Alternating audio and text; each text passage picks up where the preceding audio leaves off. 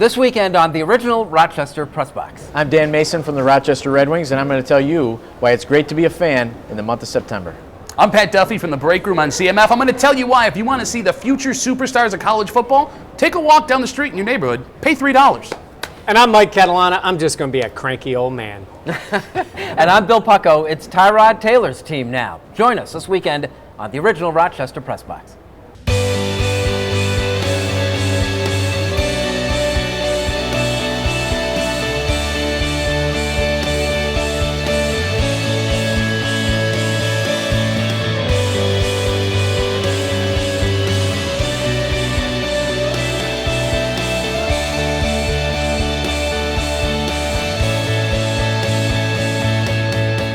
Hello everyone and welcome into the original Rochester Press Box presented by the Genesee Brew House, which is where we are. This is a great old place. The building has been in this location since 1904. It's been marvelously restored. It's a first-class restaurant. Heck, we're sitting in a gift shop. How many restaurants do you know that have a gift shop? This is a great place, and we couldn't be happier to have them on board as our title sponsor for the year for the Rochester Press Box. On our panel this week, we have Pat Duffy joining us as John DiTullio this week. Can we make this quick? Because there's a bunch of Jenny Cream Ale upstairs I would like to get to. Yes, there is. Mike Catalana, co-host. Thanks from for 13 Man having TV. me in. And it's our pleasure to welcome back. It's been a long time. Dan Mason, the longtime general manager of the Rochester Red Wings, 26 years this year, right? Thanks for having me, Bill. Appreciate You're welcome. Look, we had Kevin Klubja was on just a couple weeks ago, and Kevin's in the unique position as being like the first DNC reporter to be covering both the Amerks and the Red Wings, which are like the cornerstone franchises here. He mentioned he thought that comparing the two, that it was more important that the Amerks win than the Red Wings in terms of how they perceive success. What's a successful year for the Rochester Red Wings? How do you measure it, and did you have one? Well, winning is always a lot more fun. Let's be honest, and it does help you.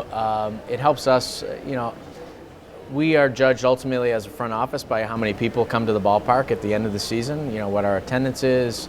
That's what our, board of directors looks at as being a successful year or not a successful year. But also, I think there's a lot of intangibles that, do people have a good time? Ultimately, we're there to provide wholesome family entertainment at an affordable price to fans in our community. And if a lot of people came out and if they had a great time, if they made some great memories, then we consider it a successful season. We'd like to win, no doubt about it. It's a lot more fun, and when you win, it helps you get better media coverage, which leads to more butts in the seats when you get better coverage. It's such an interesting model, though, don't you think, Mike? It's not win dependent. It may be, but I'll take it from the other side and say you can have a lot of fun at a Red Wings game if the team is losing, because it is about atmosphere and all that. It's no fun sitting watching a hockey team lose 6-1. Like, you're in a building watching the Amerks play, it takes the energy out of it. There's still energy at a Red Wings game for a fan. You bring your kids, you go there, there's energy. I'd say when you go to a hockey rink and the team's bad and they're losing and there's no goals scored, you don't have any of that. So I think in Dan's case for the Wings, they get a benefit no matter what's going on the field. Well, 3 words, fried mashed potatoes. Have you had the fried mashed potatoes? And you're absolutely right. When it comes to, I traveled for a living, told jokes, whatever, and when I had days off, I would go see minor league baseball games across the country. The show that they put on, forget the field. I would go and sit in the stands for the show that the Red Wings put on, for the food that you get, the unique stuff. I love hockey. I love going to Amerks games, but for my money, nobody puts on a show like the Rochester Red Wings. I've seen it done in NASCAR because I know the guy who's like the head chef or something for the operation that does it. Essentially, it's a baseball game, especially at the minor league level. Isn't it first a restaurant? It's a restaurant with a baseball motif. We have the biggest restaurant in Monroe County. We have the biggest TV in Monroe County. Actually, we have the 2 biggest TVs in Monroe County. And we try to make it fun for fans, whether the team is winning or losing. I'll tell you what, we could be losing 18-0 in the 9th inning. If the Taco Bell K-Man strikes out, it's the loudest ovation, or as loud an ovation as if we hit a grand slam to walk off the other team. What do you worry about most? Is there something that that can keep you up nights worrying about this team? The reason I have gray hair is because of the rain. This is a lot of rainouts and a lot of pulling tarp. The weather has a tremendous effect on how we draw.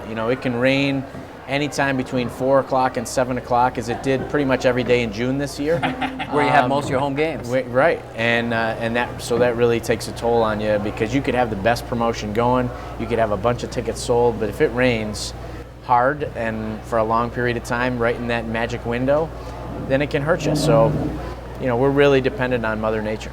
This is the original Rochester Press Box presented by the Genesee Brew House. What happened to the Buffalo Bills this week? We need a name for what occurred on this past Monday. Maybe we can come up with something. That's next. We'll be back.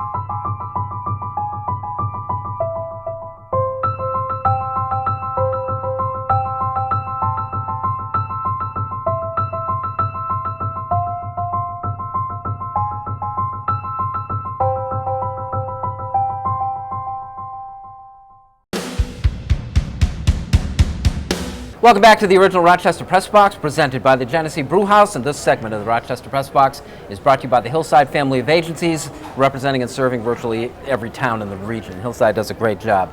Michael, do we have a name for what happened on Monday when we had Fred Jackson and Tyrod Taylor both making huge headlines? Yeah, I don't have a name for it yet. I'm excited about the Tyrod opportunity because I think the kid has ability. I like what he's shown, and I think it was a no-brainer at this point that they were going to name him the starter. But I know a lot of people are now, coming around to saying, well, Fred's older, Fred's this, Fred's that. I agree with that. But I think they still need him on the team this year. I think they're going to miss him, especially early in the year, especially with a kid who's never started a game at quarterback.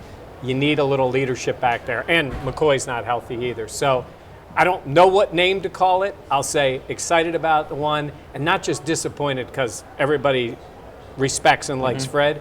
I think even at 34, they're going to miss him on the field. You're out there all the time at practice. What's he mean to this team? I mean, listen, that's such a loaded question. What does he mean? There are lots of guys that mean things to that team. Is it necessary for him to be there? Obviously not. The team didn't think so. At least Doug Whaley didn't think so. I mean, I look at that move Monday along with Tyrod less like when they cut Andre Bruce and Thurman on the same day and more like the day we traded for Cornelius Bennett. Like, it's a corner-turning move. It says to me, one, the team's not living in fear of its fans anymore. Two, they're confident in the move they're going to make. And three, they're looking forward and only forward. When's the last time that the Bills made a personnel move like this with no regard for what fans were going to think? Because, if you did this last season, when there's not the hopes and dreams and talent on this roster, you got people turning in their season tickets. Nobody's doing that now. Yeah, well, and I'll agree with what you're saying about them just going straight ahead. And it might very well work out fine if Carlos Williams, who's never played a game and missed most of preseason, is healthy. If Bryce Brown decides to hold on to the football. If Boobie Dixon gets healthy and is more than just a role player. If McCoy is on the field. If any one or a combination of those things happen, they'll be fine. I'm just saying to you is with so much on the line this year, I don't think it was the time to make the move on Fred. I still think he can be productive, and good teams are looking at him. And as if we're taping this, he's talking to Seattle. Teams are looking at him, and I think he's going to be on the roster. Dan, public relations always plays a big role in anything like this. I thought it was amazing how the two things came down together and the Bills somehow managed to upstage themselves. When do you ever let sentimentality creep into an organization like this and do something and give the guy benefit of the doubt? I don't think that happens anymore, to be honest with nowhere. you. I think if you can help somebody win, then you are going to be on the team. If there's somebody that might be able to help your team win better, then that's what happens. And it stinks. I mean, we lost this happens to us all the time. We're in the business of when your guys are playing really well, they're not here very long. They go up to the big leagues. We lost Chris Calabello in the offseason, a guy who was the MVP for us 2 years ago, a guy who had a really good season for us last year, a very popular player. But the Twins just felt like he didn't fit into their plans. So Toronto picked him up, and I'm thinking, oh my gosh, okay, great. This is awesome. Our best player goes to our biggest rival in Buffalo. But he wasn't there very long, thankfully. and it's worked out really well for him. He's up with Toronto right now. He's playing great, and I'm sure the same thing is going to happen with Fred. If he's got some left in the tank, which obviously he does, this could end up being a really good situation for him. If he wasn't going to play very much in Buffalo, now he's got a chance to go somewhere else and play a lot. I agree 100% with Dan, and I agree with the whole idea of the sentimentality. I actually think he still is valuable to them on the football field. That's the reason. We know NFL stands for not for long, and guys come and go, and at some point he was gone. And I think this may go back to Pegula, why they didn't do it earlier. Because you heard all the stories before that they were interested in doing this in the offseason, and that maybe Terry Pegula stepped in and put the kibosh on it. And now if they go to him, hey, Terry, we got the roster set. You've seen this guy, that guy. And then he's almost got to go along with it as opposed to not going along with it. Plus, we didn't have the team made in March. It's tougher to make a case for it in September. This portion of the original Rochester Press Box, presented by the Genesee Brew House, was brought to you by the Hillside family of agencies. We'll be back with Like It or Not in just a moment.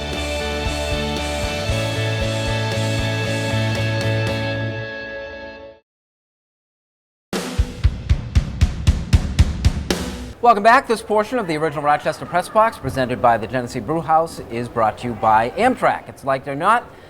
Danny, I'll go to you first. Like it or not, extending the screening along the back end of the ballparks. I think it's the time has come that's a good idea. You know, I think safety is of the utmost importance, and I think it's going to happen. It's just I think it's something that has to be a uniform decision throughout minor league baseball and throughout Major League Baseball if it's going to happen, because there's going to be some fans that are upset about it. Yeah, you and I talked about this either 3 years ago, and at the time you said our fans won't stand for it, and that was the simple answer was that. It's not simple anymore, is it? No, and I think if Major League Baseball comes out and says everybody has to do this, that's going to, you know, there's not going to be an option. You know, if you want to go see a baseball game, this is the way it's going to be. And it's been done in other, you know, it's in Williamsport, it's done, and it's fine. It's done in Japan. So I think the time has come. All the things Dan talked about, what makes it such a great experience at Frontier Field, is what makes me nervous for people during a game. You got the screens. People have their phones. They can connect. They're looking at other things, game or no game.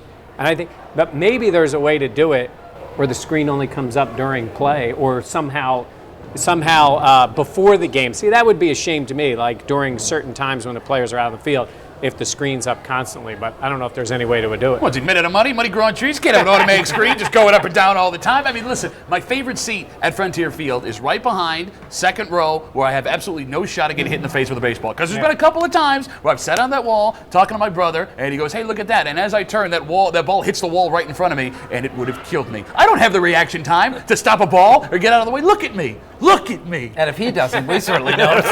So, yeah, I mean, it's got to be done. They yelled about it for hockey, how that screen would take away from the game experience. You don't see it anymore when you go to games. It'll go away. I'd love to have it done before something tragic happens, and that's just a matter of time. Like it or not, Shoeless Joe was denied. I don't understand why you're still keeping Shoeless Joe out of the Hall of Fame. It happened in 1919. Hold a grudge? Much? I mean, like, seriously, what year was Manfred born?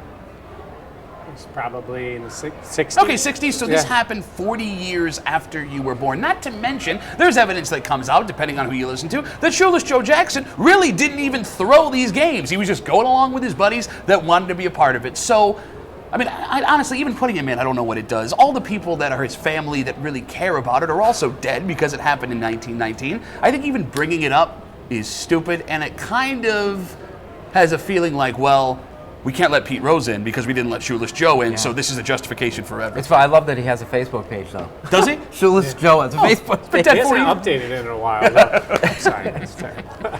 All right, Dan, you've got that, that gambling notice. That's posted in your locker room, too, isn't it? Oh, yeah. Yeah, it's And been a that's rule taken forever. pretty seriously. Absolutely, it's the most serious rule in baseball. Yeah, I mean, you can't miss it when you walk into a clubhouse. It is right there, in the umpires' locker rooms, in the visiting locker room, home clubhouse. It's everywhere, and pretty sure everybody everyone's knows. read it. Absolutely. It is really an amazing thing. This portion of the original Rochester Press Box was brought to you by Amtrak, and we'll be back with our unfinished business.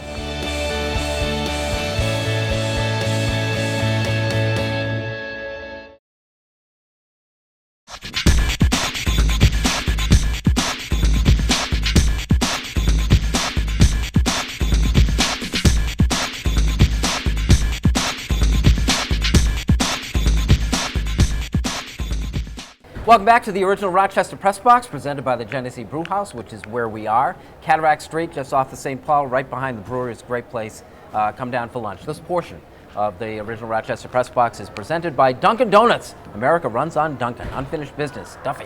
You know, we live in an amazing time in Rochester, and I'll tell you why. Syracuse football was big-time college football, if you use the definition that they play other big-time college football teams. I mean, listen, it's not what it used to be, and there isn't big-time college football around here. What we do have are, finally, kids from Rochester that are going on to play big-time college football. It's like a renaissance in the greater Rochester area. I mean, just off the top of my head, Aquinas, my school that I graduated from, there are 3 kids that I can think of on the roster right now that are going to play big-time college football. I mean, it's, there's one from McQuaid too, Dan Mason, McQuaid graduate, and that's just as good, maybe, it's cute. But the bottom line is this. You can't go see the big-time college football unless you want to get on a plane, but you can see local kids that are going to be propelling big-time college football programs all over the country before they get big. You can sit in the stands and watch and tell your grandkids, I saw this kid play before he was a leading rusher at Notre Dame, or I saw this kid play before he made a play in a playoff game in the NFL. Take time this fall, spend a couple of bucks, and go watch a high school football game, because you might see someone important before they become important. Yeah, we've got to talk about a little bit about Jake Zembeck when you're talking like that. I mean, everyone's going to resent, Aquinas, they win too much, all the rest of that stuff. But come next year, Jake's going to be everybody's friend. And the shame you mentioned all those kids that Jerron Jones isn't going to play this year for Notre Dame. Yeah. I mean, it's just brutal. The kid was poised to have a great season, I think, for Notre Dame. See, I hope that doesn't hurt him come draft time. I don't know. I think he's going to be a high draft pick, relatively high. Hopefully he gets healthy, shows everybody he's healthy. Yeah, 12 he'll months be ready difference. to go. What's the matter? 12 months. He'll be ready. Yeah. Danny, what do you got? He'll be ready, and he'll get a chance to play with his little brother. But yeah. It's a great time to be a fan. This September and October are my 2 favorite months. You got the baseball season wrapping up, some great pennant races right now, including America's team, the Minnesota Twins, only a game out of the last playoff spot. You've got college football starting, go Irish. And I know, Pat, I'd like to thank you for wearing that Notre Dame lapel on your suit today. And we got the NFL starting, of course, and then hockey season right around the corner in October. So enjoy these last the month of September and October, the 2 best months, in my opinion, to be a fan. And it wouldn't be Dan Mason without a mention of Notre Dame. Thanks for that. Sure. Mike, go Irish. All right. I'm going to be cranky here a little bit, be the old cranky guy. And I'm not telling you to get off my yard, and I'm not going to tell you to turn the music down, but I'm going to tell you what I don't like. I don't like the Little League World Series. I don't like it on TV. I am tired of seeing it. And it's too much for the kids. As a kid, and Dan and I probably met, I loved watching the finals, the U.S. Championship and the finals, and I think it was cool to have that game or those 2 games on. Now it's like a league. They're on all the time, constantly. You turn it on. SportsCenter, because ESPN shows the games, they're in the top 10 plays. I know the 9-year-old dove and caught the fly ball. That's not why I tune in for SportsCenter. That's not why I tune in for television. Beyond that, too much, too soon. The kids play to the camera, and maybe more importantly, the coaches and the parents play to the camera too much. Maybe you love it. Maybe you think it's great. I like that the kids play. I just don't think they need national TV over a period of about 6 weeks just to get to Williamsport. Go to Williamsport, watch the games. I think it's cool. Put the finals on TV. That's great. But every game, constantly, all the time, it's a bit too much for me. You know what this sounds like? Cranky? Get off my phone. Oh, no. Guy who didn't make his Little League baseball team. But, I played for the Elks, by the way. I just want you to know that. That is the least athletic of all the animals on the animal planet. It did produce maybe the video of the year, though. Was it the Japanese pitcher who gave up the grand slam and was just like in awe of how far the kid hit it off him? Yeah. That was a great Is it happiness? I hate it. I'm Mike Catalana. See, that at least wasn't staged. I think and I agree with you mostly, but that was a real moment. That was real good. We'd like to thank our sponsors here, the original Rochester Press Box, presented by the Genesee Brew House. Of course, first and foremost, our friends here, our new best friends, and this is a great place. We highly advise you to come down. Also, the Hillside family of agencies, Amtrak, and Dunkin' Donuts. Thank you very much. Duffy, good job as usual. Don't have to tell me. John? Mike? By the way, I have some great stories about Elks Little League that I can't tell on the air. Really? Were you a pretty Little wild League 8-year-old? Right? It's those Elks parents throwing those parties. Dan Mason, great season. Enjoyed it at the ballpark this year. Thanks for joining us here. Thank you very much. Thank you for joining us at the original Rochester Press Box, presented by the Genesee Brew House. We'll see you next week.